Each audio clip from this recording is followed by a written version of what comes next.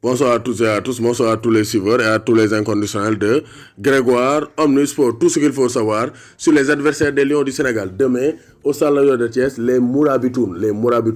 de la Mauritanie. Nous l'avons les Mourabitoun. Match Vietnam Souba à 19h GMT au Stade Lat Dior de Thiès. Donc ça sera un match à ne pas rater parce que le Sénégal sort d'une défaite face au Maroc. Une défaite amère. Les Sénégalais, ils veulent une réaction. Mauritanie dafa dóor Sierra Leone 2-1 te Mauritanie dafa bëgg gagner ce derby parce que Mauritanie c'est pas un grand pays de football et jouer face au Sénégal c'est un honneur pour la Mauritanie et si la Mauritanie bat le Sénégal ça veut dire que la Mauritanie a fait un grand bond en avant avec Deng Xiaoping ñu jàng histoire xam nañ ko Deng Xiaoping dans la République chinoise l'URSS donc dans la République de Chine avec ñoom Mao Zedong donc ça c'est un peu d'histoire hein? Donc grand bond en avant lay def moo tax match bi dina metti parce que ça sera un derby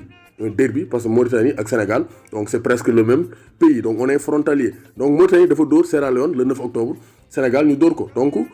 l'un sort d'une victoire et l'autre sort d'une défaite donc ça sera un match difficile te Corentin Martins wax na ko l'entraîneur de la Mauritanie mi nga xam ne moo gën a yëkkati niveau Mauritanie qualifié ko pour la première fois de son histoire en Coupe d'Afrique des Nations Mauritanie musul qualifié Coupe d'Afrique des Nations 2019 lay qualifié au premier tour ils ont joué avec leurs moyens et ils ont été éliminés au premier tour.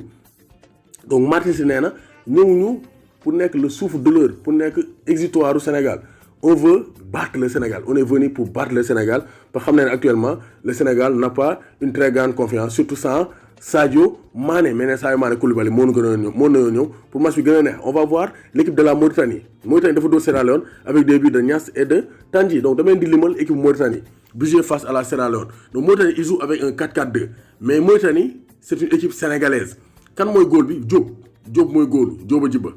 donc kooku mooy góolu donc il a 25 ans le gardien mauritanien donc il a 25 ans Babacar Diop la tudd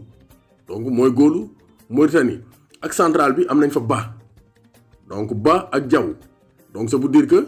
joueurs yi donc soriwuñu Sénégal donc Ba mu ngi joué Abdoul Ba donc il a 26 ans mu ngi joué fële ca réserve Auxerre donc ils ne sont pas dans de très grands clubs donc Diaw mooy bokk moom axe bi mu ngi tudd donc Moustapha Diaw est-ce que Moustapha Diaw sama boy bi nekk Kayar donc Moustapha Diaw 23 ans kooku muy joué Dynamo donc fële ca Ukraine après latéral gauche Abderrahmane muy joué deuxième division Belgique donc Molenbeek il a 25 ans latéral droit on a Ndiaye Diatta Ndiaye tey mu neex de muy joué Botola championnat Maroc lay joué Difa El Jadida donc waxuma Jadida bër de mais c'est un club de football du Maroc donc Bakary Ndiaye la tout mooy latéral droit bi donc yemuñu foofu milieu terrain bi ñu am fa Diop encore milieu terrain bi ñu am fa beneen Diop Diop donc ça veut dire que équipe Mauritanie bi donc on va jouer contre des Sénégalais donc ça sera un match difficile parce que la plupart des Sénégalais par exemple qui ont des parents mauritaniens et qui ne peuvent pas s'imposer au Sénégal ils vont jouer en Mauritanie seen attaquant bi mooy Niass Mamadou Niass donc vraiment il évolue du côté de El Entag donc El Harbi fële ca Égypte donc il a donc 26 ans mooy seen meilleur buteur hein donc moom c'est un grand attaquant il a marqué face à la Sierra Leone donc seen ancien bi donc l'homme le mieux capé moo ëppale sélection mooy meilleur buteur de la sélection mauritanienne mooy Cheikh El Khalil Moulay Ahmed donc lui il est né en 87 il a 32 ans donc moom donc actuellement muy joué fële ca donc ligue tunisienne à Gabès donc loolu mooy l'équipe de la Mauritanie donc ils jouent en 4-4-2 ils jouent un football offensif donc Mauritanie ils n'ont pas peur ils vont venir attaquer le Sénégal donc Aliou Cissé il doit faire attention s'il s'évertue à défendre face à la Mauritanie il va décevoir les Sénégalais on joue à domicile on doit attaquer et battre la Mauritanie te Mauritanie bu ñëwee ils n'auront pas peur ils vont jouer avec leurs moyens et tout faire pour s'imposer face au Sénégal parce que ça sera pour eux une victoire historique donc ça c'est très clair donc Bessam mooy l'homme le mieux capé donc le joueur le plus capé de l'équipe nationale de la Mauritanie et c'est le meilleur buteur donc Bessam 52 sélections meilleur buteur avec 12 réalisations donc ça veut dire que Mauritanie c'est pas une grande nation de football mais qui est en pleine progression donc vraiment ça sera un match à suivre donc voici ce qu'il faut savoir des Mourabitoun de la Mauritanie donc actuellement donc ils progressent et Sénégal aussi Aliou Cissé war naa xam ne